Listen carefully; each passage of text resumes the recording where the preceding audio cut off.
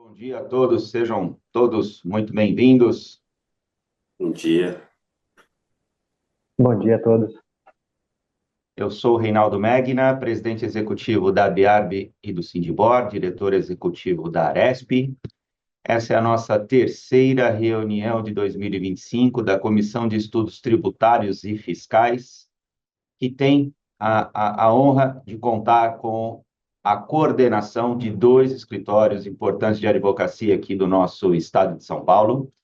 A Correia Porto, hoje representada pelo Dr. Eduardo Silva, sócio do escritório, e a RNR Advogados, aqui hoje representada pelo Dr. Felipe Agra, também sócio do escritório. Muito obrigado aos doutores, por sempre produzirem pautas extremamente relevantes e atuais.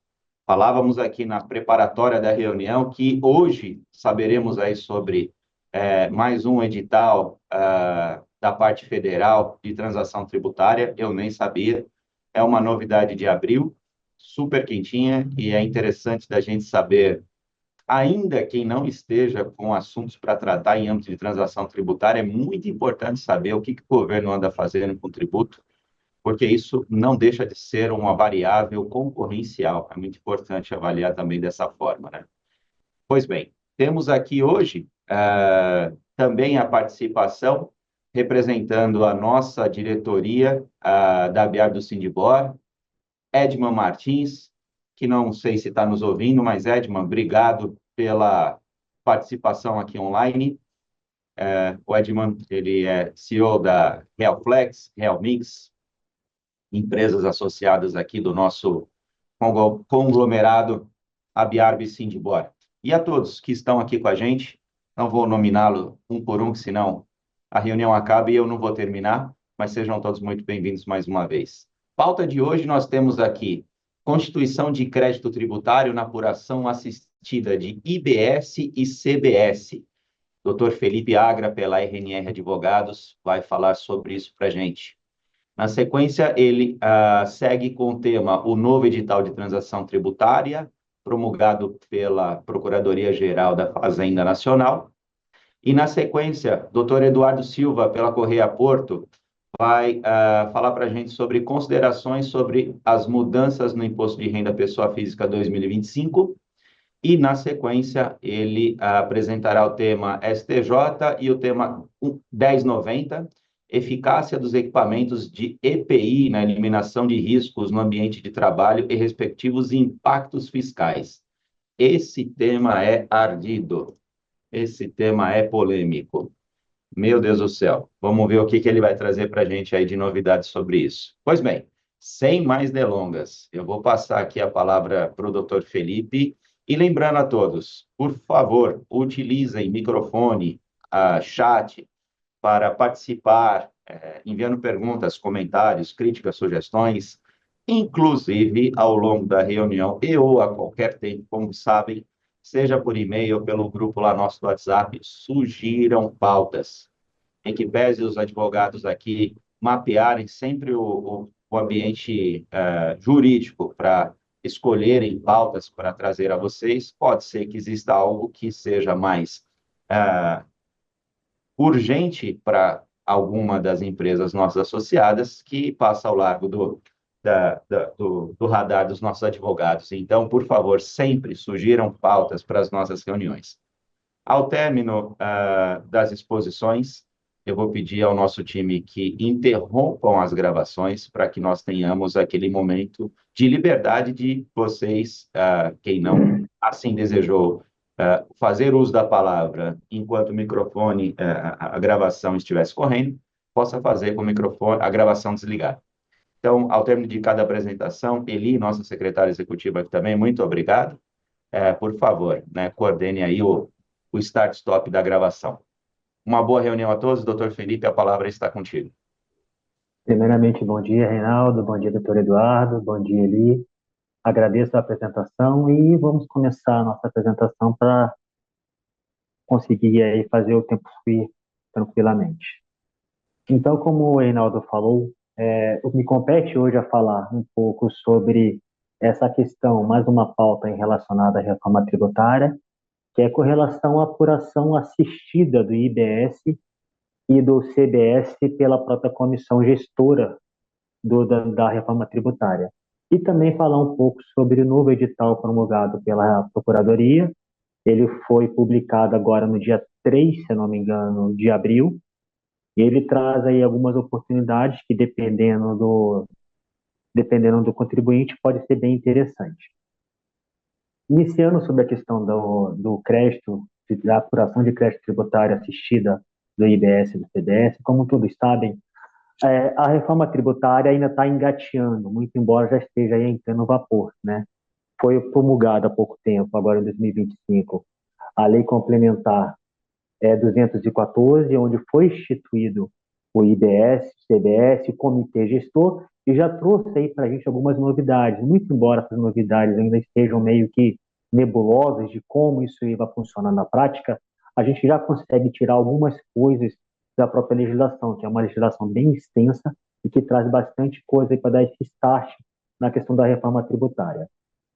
Uma das novidades é exatamente a questão da possibilidade de apuração assistida do CBS e do IBS. E como é que isso aí vai funcionar? O artigo 46 da nova legislação permite que os contribuintes que desejem essa nova modalidade analisem as informações que vão estar dentro do comitê gestor. Tá? Isso quer dizer o quê?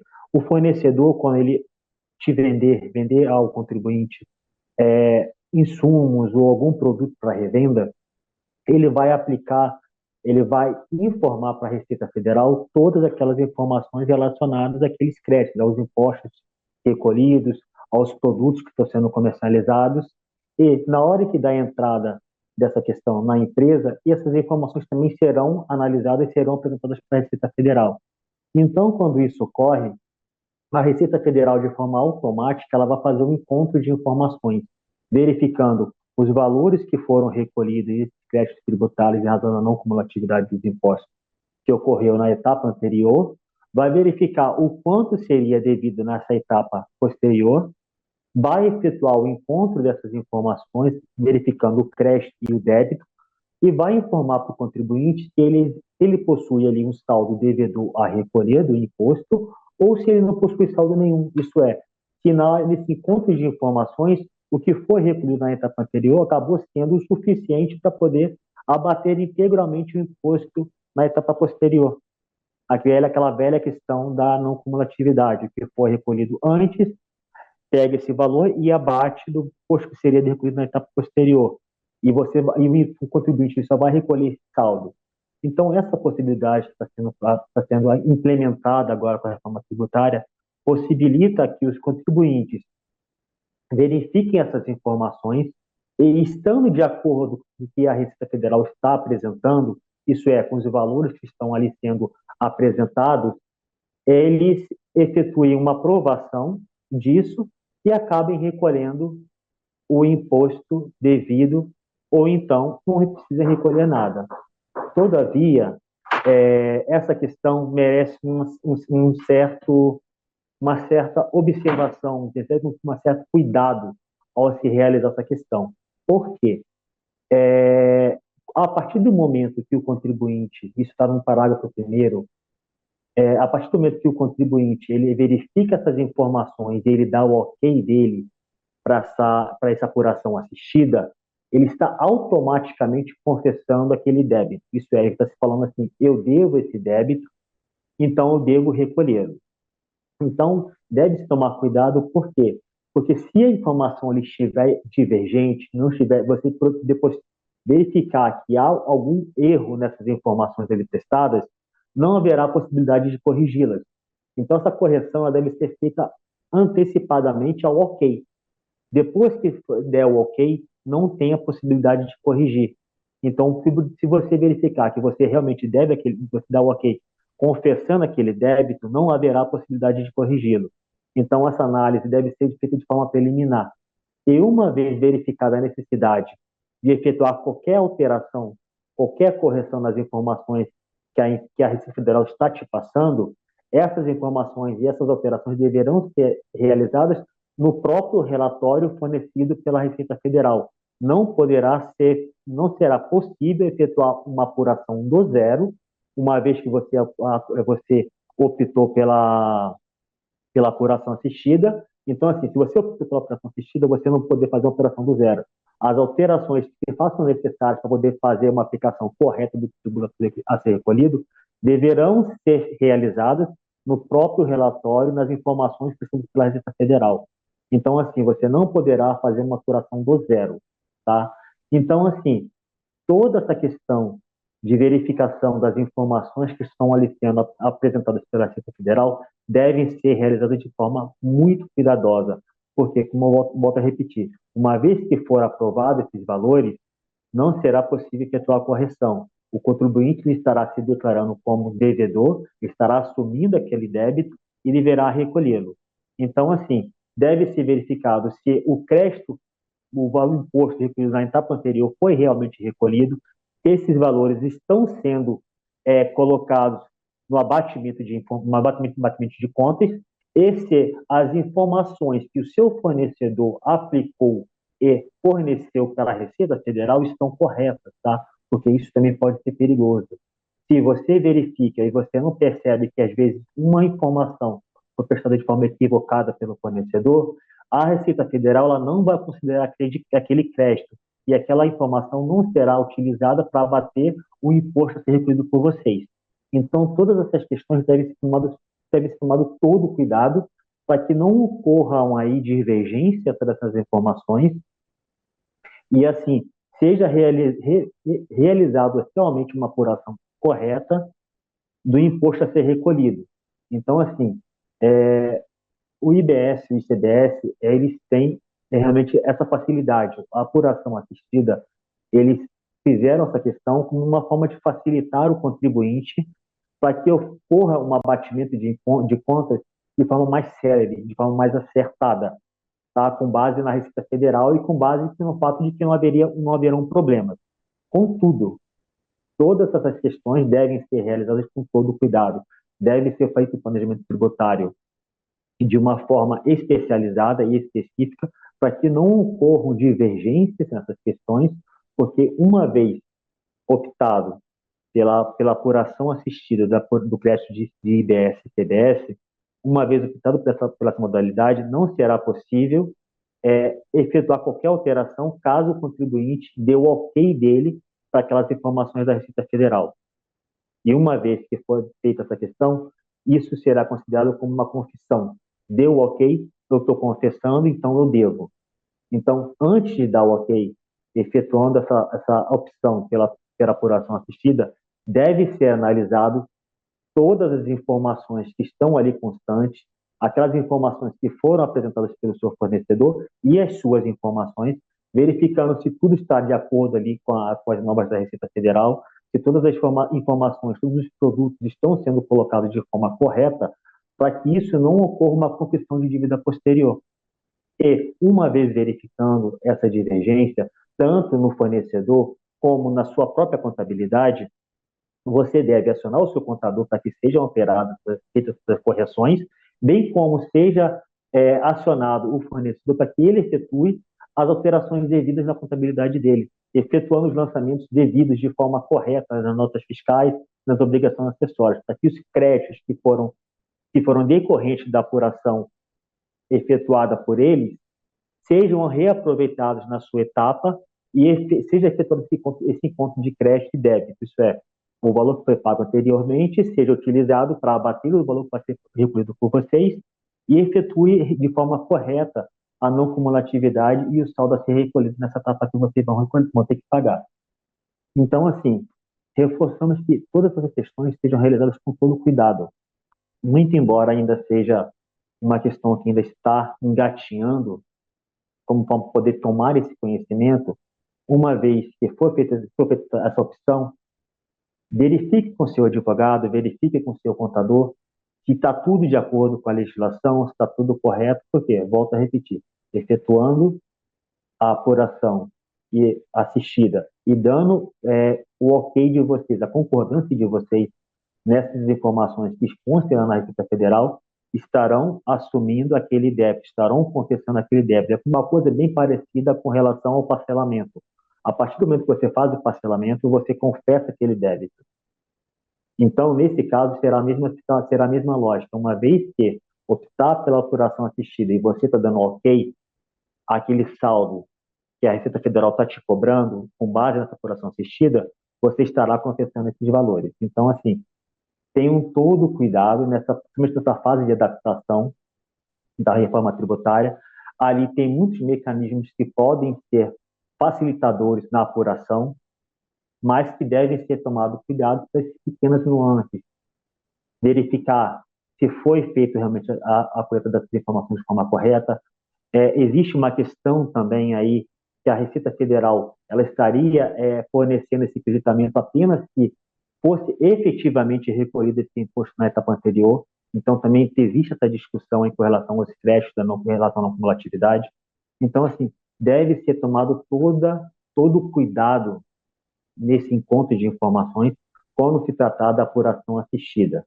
Caso não opte, maravilha, isso vai competir a você verificar essas informações, verificar também se foi recolhido o imposto na etapa anterior, para que você utilize esse creditamento do imposto recolhido já e efetue seu recolhimento. Mas caso efetue a opção pela apuração assistida, deve-se tomar cuidado com as informações.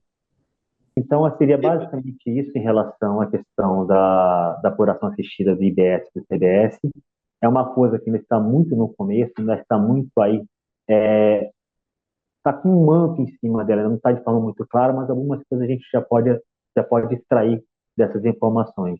E nesse quesito, eu peço para que os senhores e as senhoras tomem todo o cuidado ao se optar pela apuração assistida. Muito embora seja um facilitador, deve-se tomar cuidado com as informações que estão ali aplicadas sobre o risco de confessar um valor que vocês não deveriam estar recolhendo. Doutor Felipe, tem uma pergunta para o senhor. A apuração assistida, ela substitui a obrigação de outras formas de declaração do tributo? Não, ela não vai substituir, seria apenas uma modalidade que a Receita estaria ali optando. Foi aquele negócio, você pode optar pela sua forma de declaração, seria através da homologatória ou a declaratória, até porque a de ofício, o tratamento de ofício é feito pelo próprio fisco, então não há aí uma questão do próprio contribuinte. Então, assim, ela não substitui, ela é apenas uma forma que você poderá optar na hora de efetuar sua declaração. Isso é, você poderá optar pela sua declaração, pela sua apuração assistida, ou você poderá optar pelas formas naturais, normais de apuração, seja o lançamento através da declaração ou através da homologação. Ela não substitui, tá? Mais uma pergunta. O crédito, a apuração do crédito a partir da operação assistida, ela só se dará após a homologação pela Receita Federal do que foi autodeclarado para fins de utilização desse crédito, ou vai existir um mecanismo mais automático em que a empresa poderá se apropriar e fazer uso desse crédito enquanto a Receita, de repente, venha se pronunciar no fluxo do processo, assim? Então, na apuração assistida é feito de forma automática, tá? Então, na hora que você faz esse levantamento dessas informações, os créditos já estão ali constando, já foi efetuado o pagamento deles, então você já pode utilizar, já é utilizado nesse abatimento de conta de contas. Essa questão que você está perguntando é mais para a questão do lançamento por declaração e por homologação que você foi efetuar sem ser pela operação assistida. Então, nesse quesito, há sim uma necessidade de verificar se o valor foi recolhido na etapa anterior para que você possa utilizar esse crédito, porque infelizmente está essa questão. Na assistida, não. Essas informações já são de forma automática. Por isso que é bom verificar se foi prestadas essas informações de forma devida e correta para a Receita Federal, para que esses créditos sejam reaproveitados na sua etapa. É exatamente por isso que eu falo com relação a esses riscos. Você tem que verificar sobre o risco de que, se você foi efetuar essa apuração e você der o seu ok e não foi considerado alguma informação, ou alguma informação foi aplicada de forma incorreta pelo seu fornecedor, e você der o ok àquele levantamento que a Receita Federal fez, você vai estar confessando aquele débito. Entendeu? Então, assim, é vantajoso pela questão da rapidez, né, e da clareza que vão ser feitos esse creditamento, mas também pode ser perigoso se houver qualquer tipo de equívoco nessas informações. Perfeito, obrigado, doutor. Respondidas as perguntas, alguma dúvida a mais? Super respondidas. Seguindo com o novo tema, é em relação ao que o Fernando falou. Agora, no dia 3 de abril, a Procuradoria ela lançou um novo edital, tá, de transação tributária. Esse novo edital visa aqueles débitos que são de maior poder, né, maior impacto econômico, e que se encontram em discussão judicial, tá? E que estejam inscritos em dívida ativa e se encontram em discussão judicial, seja através de execuções fiscais ou seja através de ações propostas ou impetradas pelo próprio contribuinte, tá? Então, o objetivo da Receita Federal é exatamente trazer, reaver esses valores, então possibilitando assim abatimentos, tá? E condições mais vantajosas para caso o contribuinte queira efetuar a transação, possa fazê-lo de uma forma mais benéfica. Então, como eu já falei, o teto dessa nova transação será de 50 milhões. Então, assim, eles estarão ali objetivando esses créditos de maior impacto. Então, assim, todos os valores, todas as CDAs que estiverem em discussão, seja através de execução fiscal ou seja através de uma ação do contribuinte, que alcançarem essa soma de 50 milhões, poderão ser objeto dessa nova transação. Contudo, não serão apenas aquelas CDAs com valor cheio de 50 milhões ou mais. A soma que alcançar esse valor também estará apta a efetuar essa nova transação. Isso é, se você está ali em discussão numa execução fiscal ou numa ação própria e que os valores que estejam ali alcancem esses 50 milhões, também será possível efetuar esse requerimento de adesão, tá? E essa nova transação, ela possibilitará que o contribuinte efetue um abatimento de até 65% da multa, dos juros e dos encargos. Será possível que o contribuinte utilize de precatórios federais devidamente homologados ou créditos tributários líquidos e certos, isso é, que já estejam ali habilitados para poder abater não somente da multa e dos juros, mas também bater do valor principal, tá? Então, esses valores poderão ser utilizados. Poderá ainda ser efetuado uma, é, uma, um parcelamento em 120 prestações, isso é, são 120 parcelas aí para o contribuinte, e a possibilidade também de utilização, perdão, a possibilidade também de efetuar esse requerimento até 31 de julho de 2025.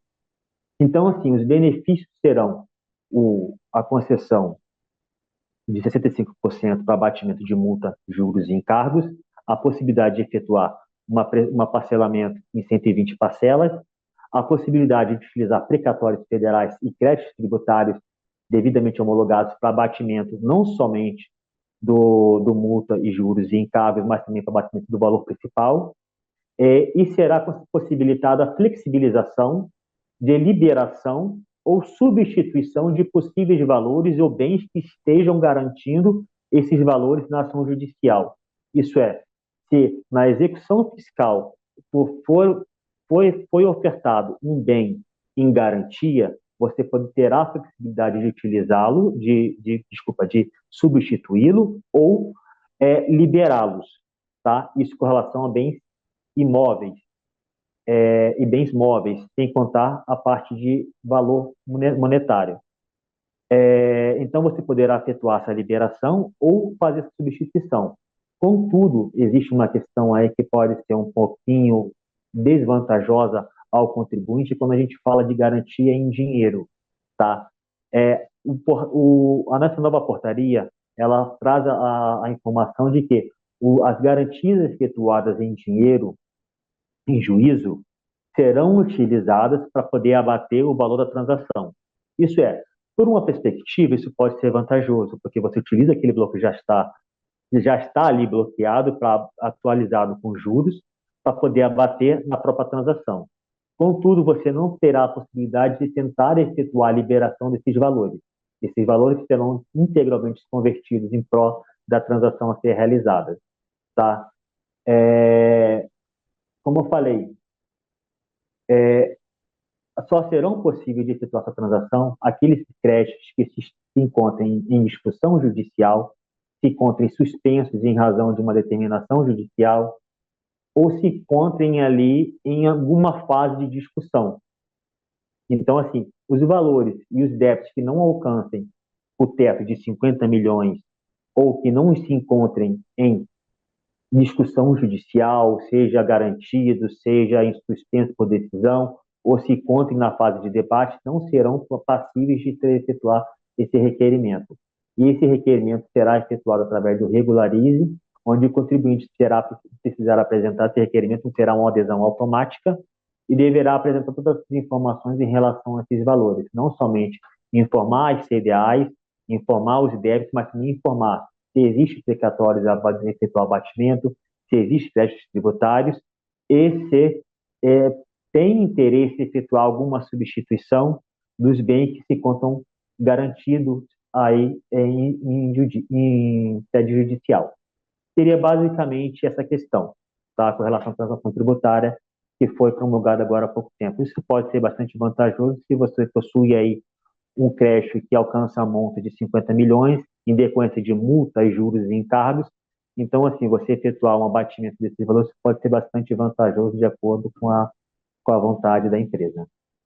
Seria basicamente isso, as informações que eu gostaria de trazer, que são informações mais recentes e que podem aí gerar um impacto, até mesmo com relação à questão da reforma tributária, dessa transação tributária, que pode trazer também aí algum benefício aos contribuintes. Muito obrigado. O senhor seria cortês e britânico se não fossem as minhas perguntas. Eu me refiro ao tempo aqui de uso da reunião para passar para o doutor Eduardo, mas convido a todos aqui a trazerem perguntas, e enquanto isso eu lhe faço uma.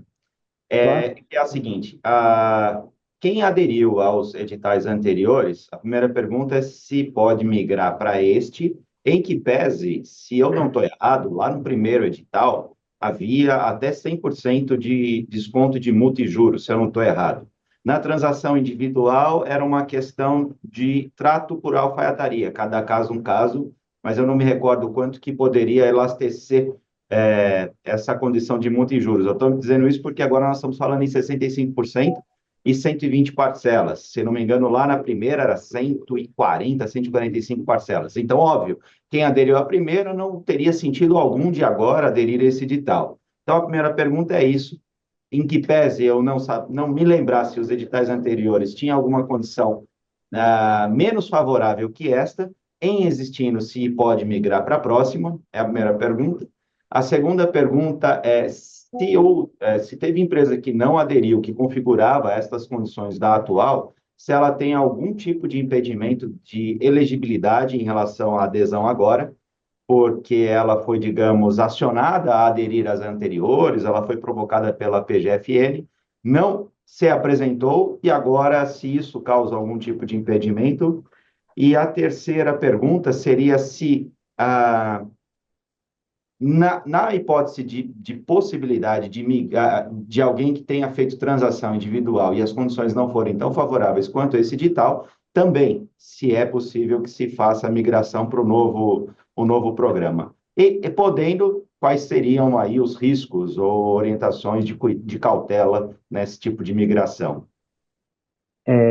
Excelentes perguntas. Assim, Reinaldo, eu acho que toda migração de uma transação para outra deve ser feita com toda cautela, né? Ainda mais quando há condições específicas como essa.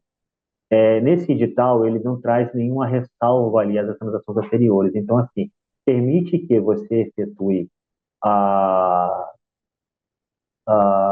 seu requerimento de extinção da transação anterior e adesão a essa nova, desde que você esteja ali dentro desses requisitos.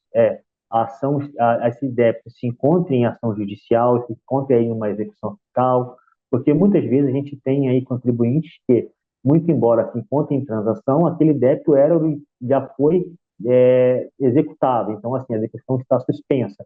Então, assim, desde que o débito se encontre judicializado, será possível efetuar a migração para esse novo edital. Entendeu? Então, assim, não será, como eu estou tentando explicar, não será possível qualquer tipo de débito. precisa que ele alcance essas prerrogativas que o próprio edital apresenta, que é os tetos de 50 milhões, e precisa estar judicializado.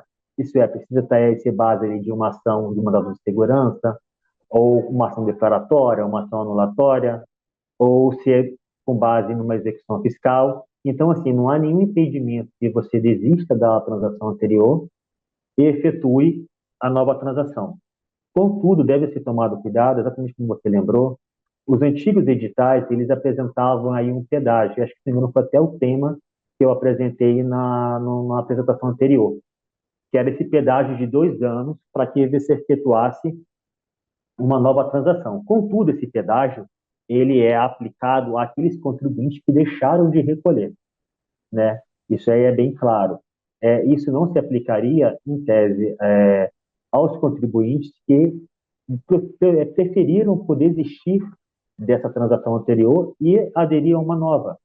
Então, assim, esse pedágio deve ser observado se o débito que você pretende transacionar está nessa categoria de que foi extinto a transação em decorrência da falta de pagamento, então você tem que verificar se você possui esse pedágio, caso você possua, você buscar uma alternativa judicial de eliminar esse pedágio, e não haveria aí nenhuma impossibilidade de você efetuar a desistência de transação anterior, verificando que você cumpre com aqueles requisitos e que essa transação é mais vantajosa, você não tem nenhuma impossibilidade, nenhum impedimento aí que eu vejo com relação a essa transação que te impeça de fazer essa desistência e efetuar a nova adesão.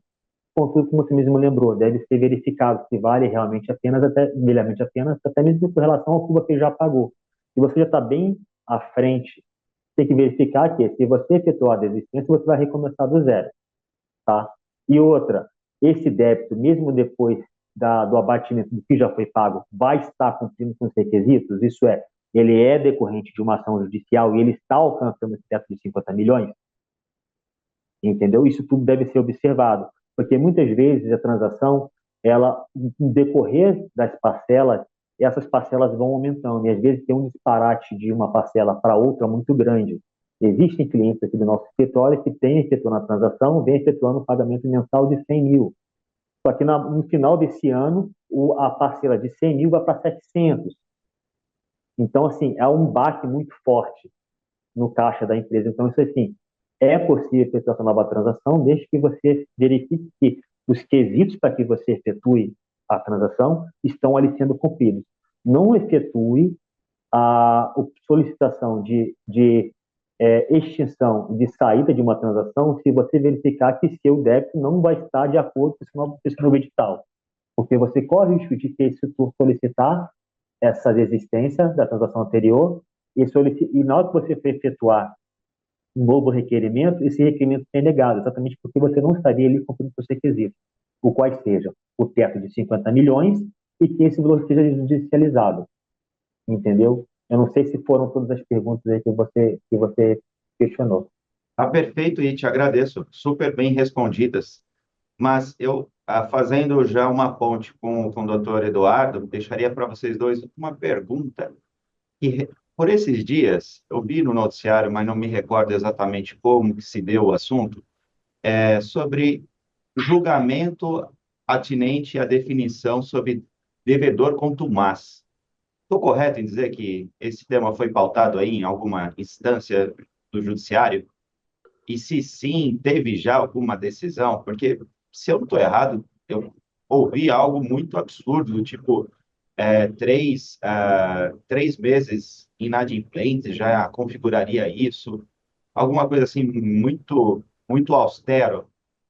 Vocês têm alguma notícia sobre esse caso? Esse tema é extremamente complexo, né? Porque é uma questão que está em debate aí, não só no judiciário, mas no próprio Congresso há muito tempo. Inclusive, há o debate sobre a promulgação, né, de uma lei que defina o que seria devedor quanto mais, né? Quando se configuraria isso? Então, assim, é um debate que, pelo que eu me recordo, no judiciário ainda não há uma definição muito certa do que seria devedor quanto mais, até porque não há uma definição legal aí. E no Congresso está essa discussão. sobre realmente como você classificaria esse devedor quanto mais, quantos débitos seriam necessários para configurar essa questão. E se simplesmente o fato de...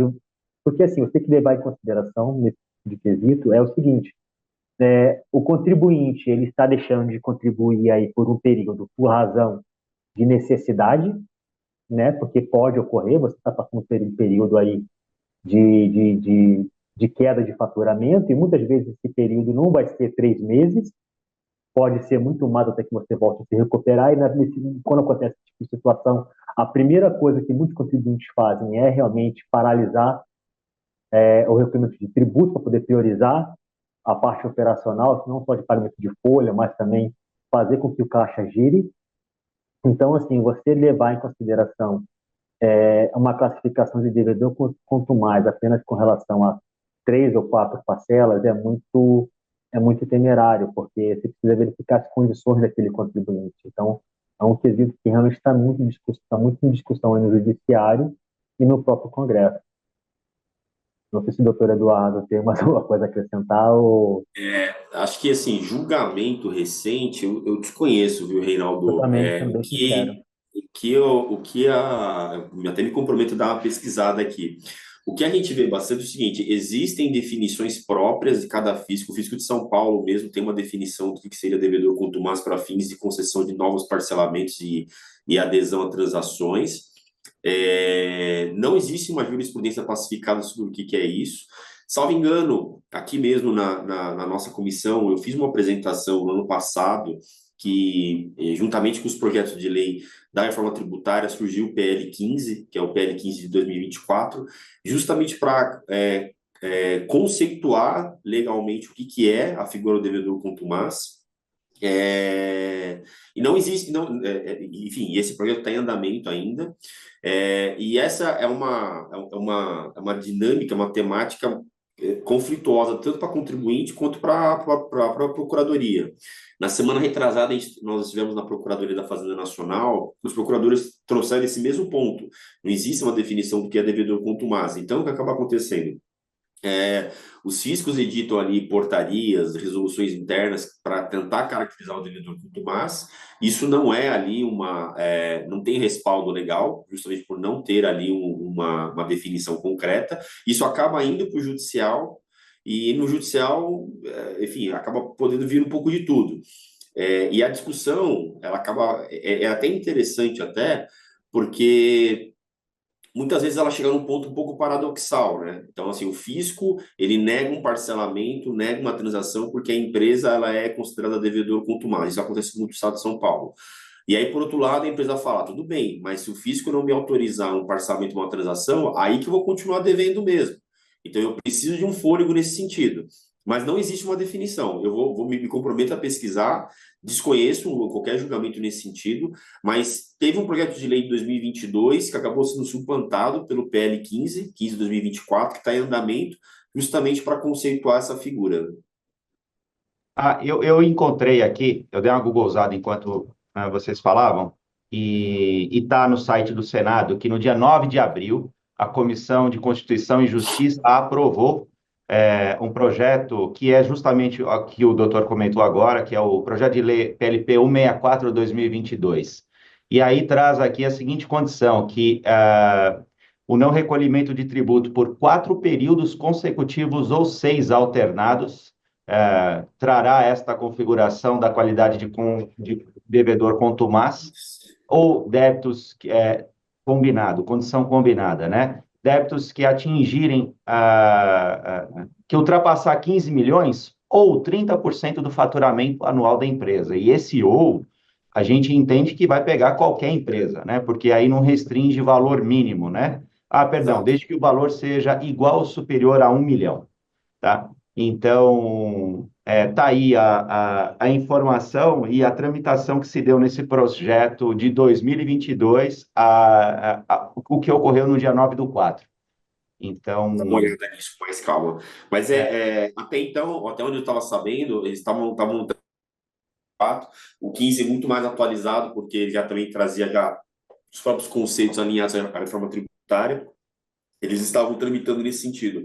Mas eu vou dar uma olhada e me comprometo até a trazer, até no nosso grupo ali, nosso grupo de WhatsApp, ali, trazer algumas considerações sobre isso. Coloquei a matéria ali no chat para nós.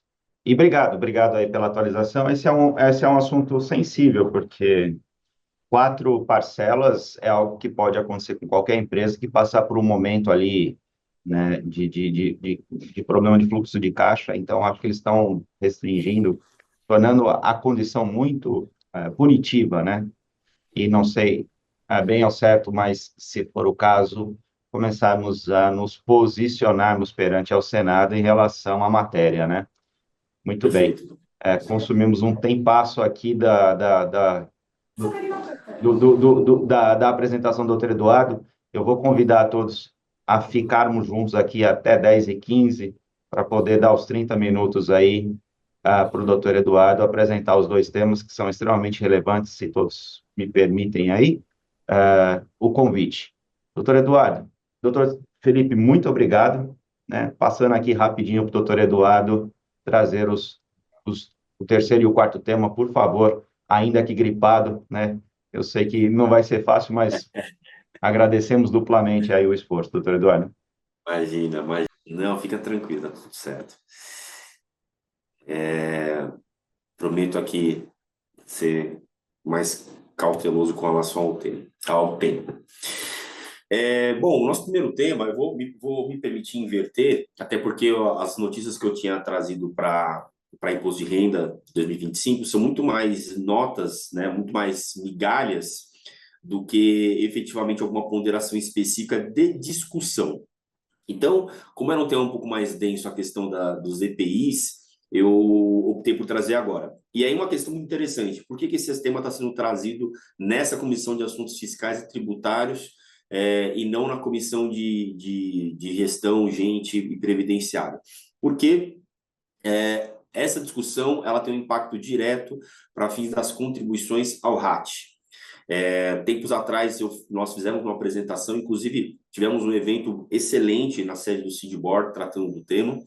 E no aspecto judicial, trazendo aqui brevemente, o que acontece? O STF, ao julgar o tema 555, que é um tema que foi submetido à repercussão geral, ou seja, aquele julgamento ele tem um efeito vinculante para a administração pública, para o judiciário e para todos os processos que estejam em andamento no país sobre aquele tema, que fala exatamente da eficácia dos IPIs para fins de concessão de aposentadoria especial e, por via de consequência, é uma consequência isso, os reflexos para a fiscalização da Receita Federal com qual foi a discussão levada para o STF? Se o fornecimento de IPI ele era um fator de descaracterização do tempo de serviço especial para fins de aposentadoria. E aí, no julgamento, o STF ele fixou 2 teses, que aí eu destaco aqui, com maior ênfase para as letras aqui, destaques em vermelho. Primeira tese é no sentido de que o direito à aposentadoria especial pressupõe a efetiva exposição do trabalhador ao agente nocivo da sua saúde. Essa é a primeira tese. E a segunda tese, ela foi no sentido de que, ainda que exista uma anotação no PPP do trabalhador, né, que é o perfil profissiográfico previdenciário, demonstrando que aquele EPI fornecido ele é eficaz, ainda assim não vai descaracterizar o tempo de serviço especial para aposentadoria. E como isso? Desde que comprovado que aquele EPI ele não é suficiente para eliminação do agente nocivo à sua saúde. Essas foram as 2 teses trazidas pelo STF. Bom, qual que é a decorrência disso? A Receita Federal, por meio do ato declaratório, que é o ADI número 2 de 2019, ela criou uma interpretação desse julgamento do STF. Uma interpretação equivocada, ao nosso ver. Falando o seguinte, bom, ainda que, e aí com o maior destaque, né? Ainda que haja adoção de medidas de proteção que reduzam o grau de exposição do trabalhador, ainda assim vai ser devido pela empresa o RAT, aquele RAT majorado, nos casos em que não puder ser afastada a concessão da aposentadoria especial. Bom, o que a Receita Federal ela quer dizer nesse sentido? Ainda que a empresa ela tenha adotado as medidas lá de EPIs e EPCs para os seus colaboradores, para os seus funcionários, na hipótese de identificação da concessão de uma aposentadoria especial para um desses trabalhadores, e aí, no caso, demandaria ali uma pesquisa de ações judiciais, ainda assim a empresa ela estaria sujeita ao recolhimento do RAT, aquela alíquota majorada, sobre todo o seu quadro de funcionários. Bom, objetivo assim? Sim, objetivo assim. E qual que é o grande problema disso? Quando se discute a concessão de aposentadoria especial, a eficácia ou não de um EPI, um EPC, nós estamos falando de uma matéria de prova, né, uma perícia, virgem para demonstrar que o agente nocivo ele não foi neutralizado o suficiente para afastar a concessão da aposentadoria especial para aquele trabalhador. Bom, a partir daí, não seria possível você criar uma regra geral e genérica no sentido de que, a partir do momento que identificado um trabalhador que teve ali a sua aposentadoria especial concedida, a empresa automaticamente ela se sujeitar ao recolhimento da contribuição, especialmente sem a análise de perícia, de matéria probatória, no sentido de que os demais EPIs, as demais áreas da empresa, elas não estariam suficientes e convergentes para afastar o RAT majorado. Por conta desse ato declaratório interpretativo, diversas empresas foram autuadas com a exigência desse recolhimento do RAT majorado, inclusive algumas delas exigindo a contribuição dentro do prazo prescricional, ou seja, cobrando desde os últimos 5 anos. Gravíssimo, e estamos falando de valores significativos. Aqui eu trouxe uma problemática, só a título de curiosidade, no sentido de que esse posicionamento desse ato declaratório da própria interpretação da Receita Federal, conferida numa outra data por um outro instrumento, que aí, no caso, foi a Instrução Normativa 2110/2022, onde no artigo 232, ele trata de modo expresso que não será devida a contribuição adicional, que é a contribuição adicional ao RAT, quando a adoção de medidas de proteção coletiva e individual neutralizar ou reduzir o grau de exposição do trabalhador. Então, a própria Receita Federal, ela possuía um entendimento muito em linha com o que o próprio STF decidiu. Só que, nas fiscalizações e autuações, essa IN ela não tem sido observada, especialmente no que se refere à análise de prova, e tem sido restrito apenas à análise e aplicação do ato declaratório interpretativo. Bom, qual que é uma coisa interessante? O STF fez a análise a partir do tema 555 e o STJ, por sua vez, também analisou essa mesma discussão, essa mesma problemática, dessa vez pelo tema 1090, que foi julgado recentemente. E a discussão que foi posta, né, perante o STJ são esses 2 pontos que eu trouxe aqui. Então, me permita aqui a leitura, saber se a anotação positiva no PPP quanto ao uso de EPI eficaz comprova o afastamento da nocividade da exposição dos agentes químicos, físicos, biológicos ou a associação de agentes prejudiciais à saúde ou integridade física. E, segundo ponto analisado, é saber qual das partes compete o ônus da prova da eficácia do IPI em caso de contestação judicial da anotação positiva no PPP. Bom, muito interessante o que foi levado por STJ. E por que eu digo que foi muito interessante?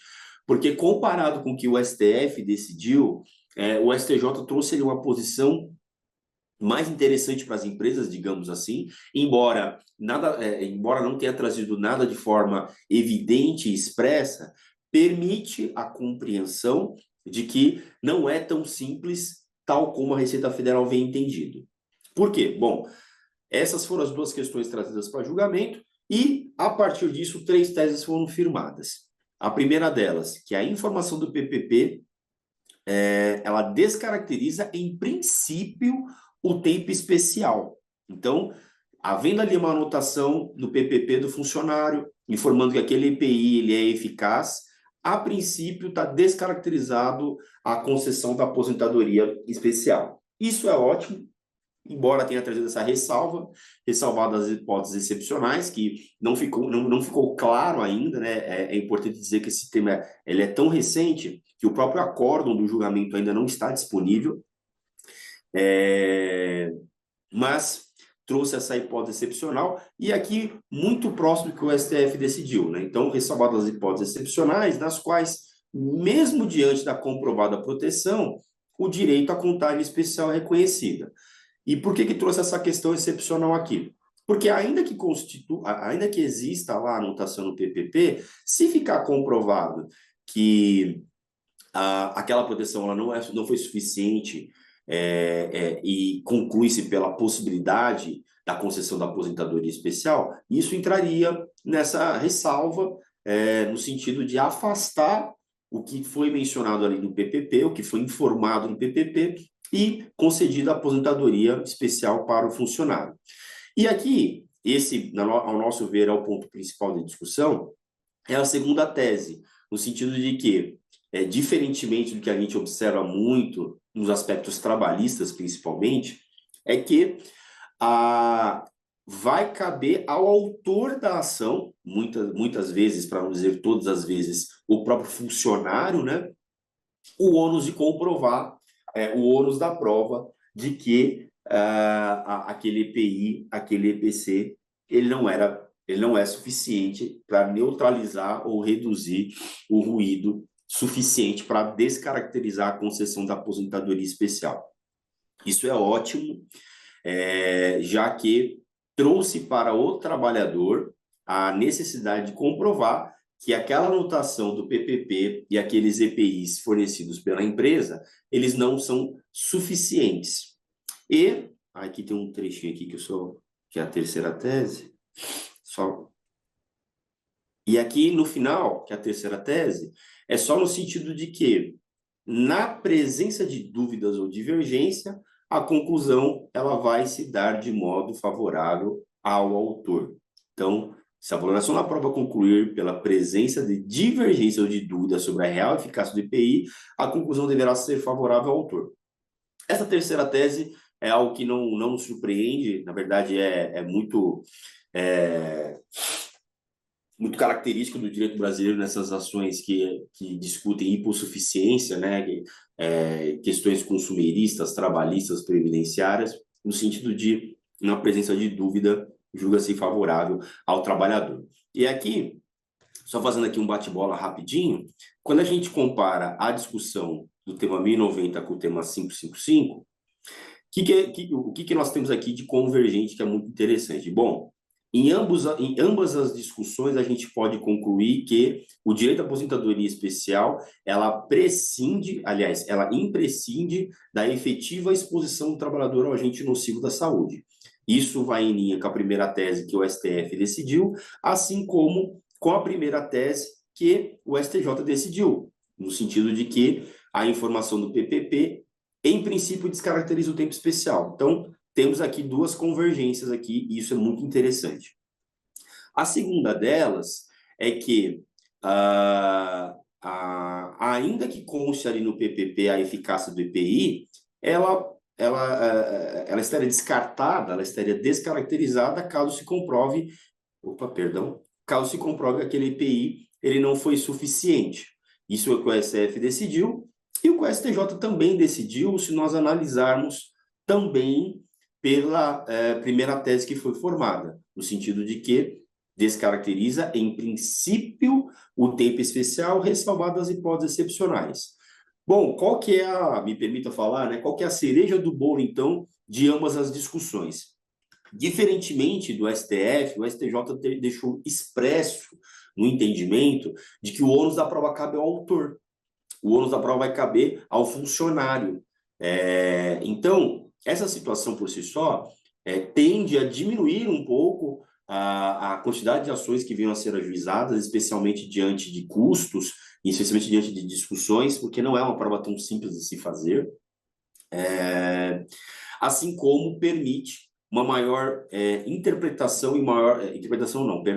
uma maior margem de discussão e eventuais fiscalizações que surjam pela Receita Federal no sentido da exigência do adicional do RAT. Como eu disse agora há pouco, o tema 1090 ainda não teve o acórdão publicado, Assim que ele for disponibilizado, nós vamos analisar com maior profundidade e, se o caso, voltamos aqui com vocês.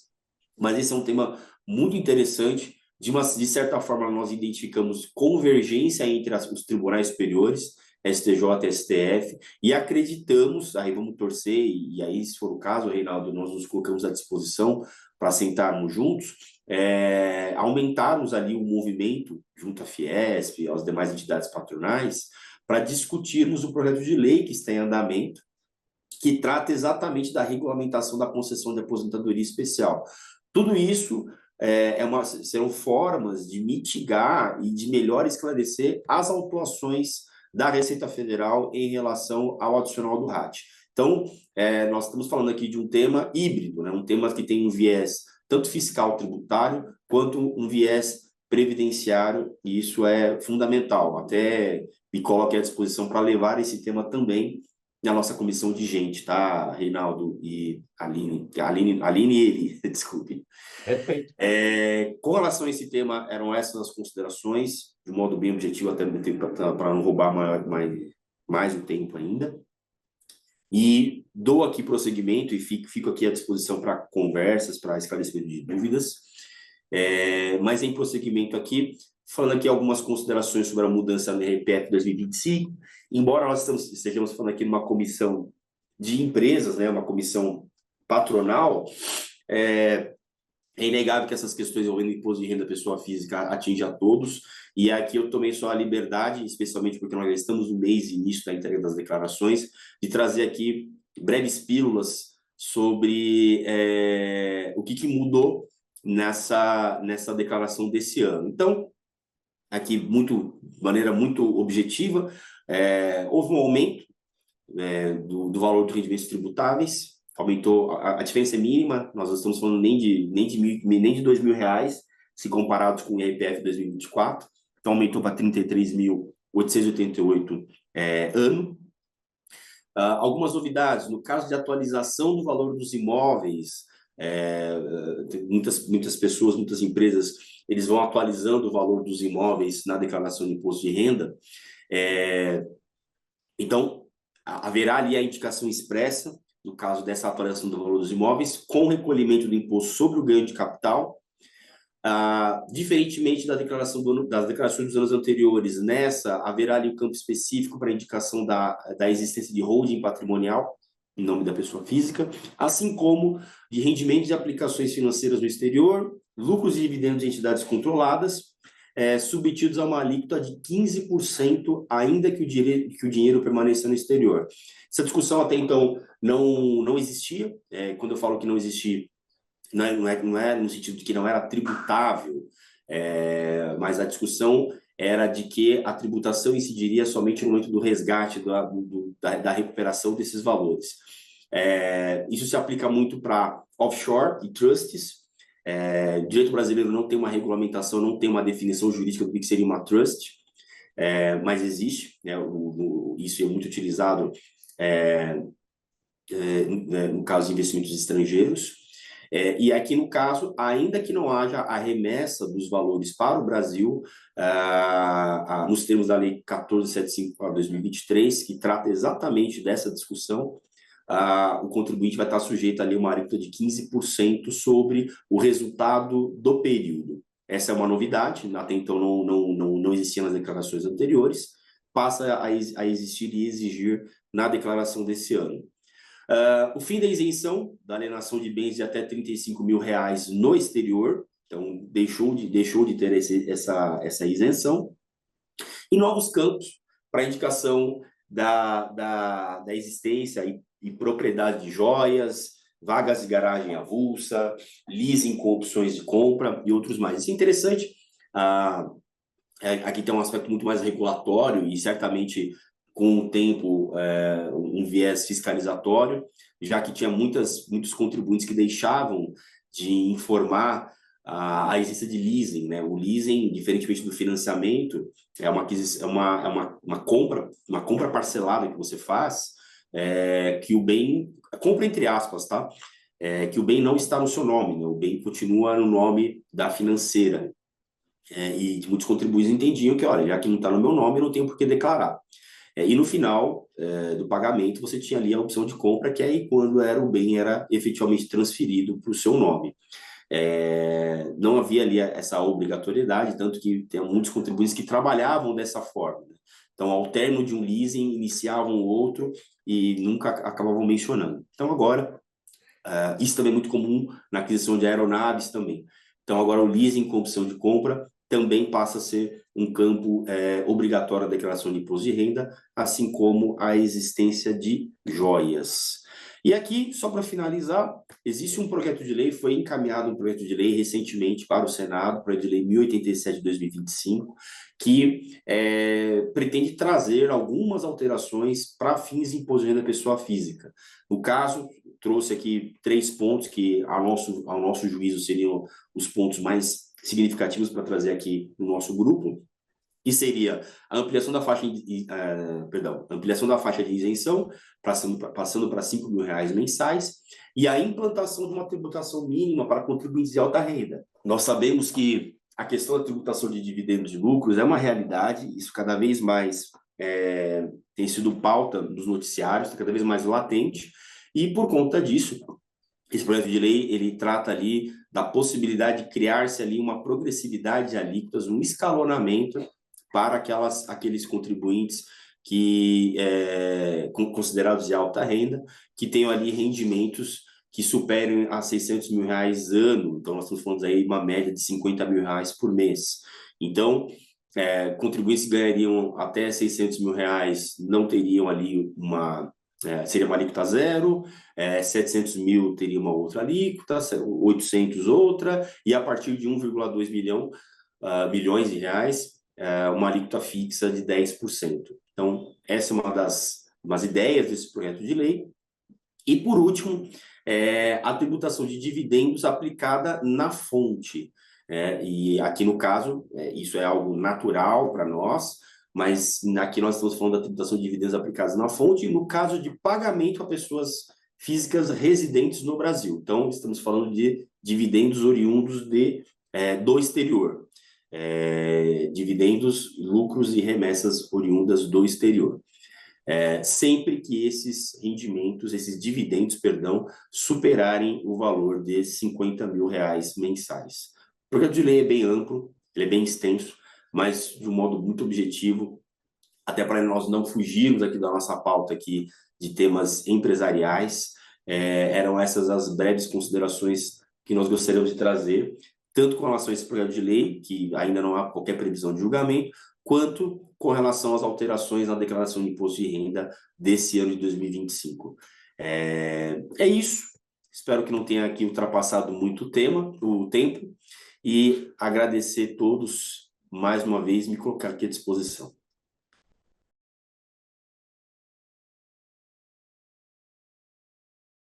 Assim sendo, eu deixo para vocês, por favor, as considerações finais e agradecendo a todos mais uma vez aqui por mais uma excelente reunião, e em especial os nossos coordenadores.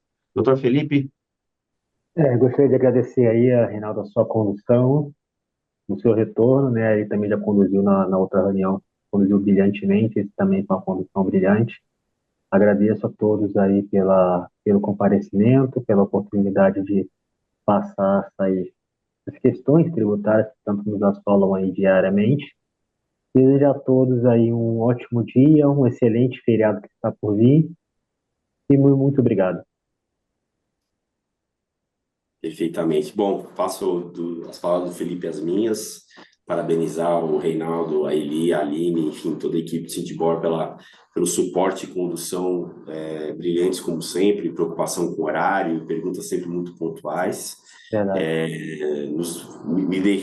Nos colocar aqui à disposição também para qualquer esclarecimento, que não se restringe apenas à reunião, o grupo do WhatsApp ali também, fiquem à vontade. E agradecer aqui mais uma vez, mais uma reunião, mais um mês, e desejar a todos aí uma ótima semana, um ótimo feriado. Viu? É isso. Muito obrigado mais uma vez, uma feliz Páscoa para todos, e até a próxima reunião, se Deus quiser. Um abraço. Um abraço, Tchau, até. tchau.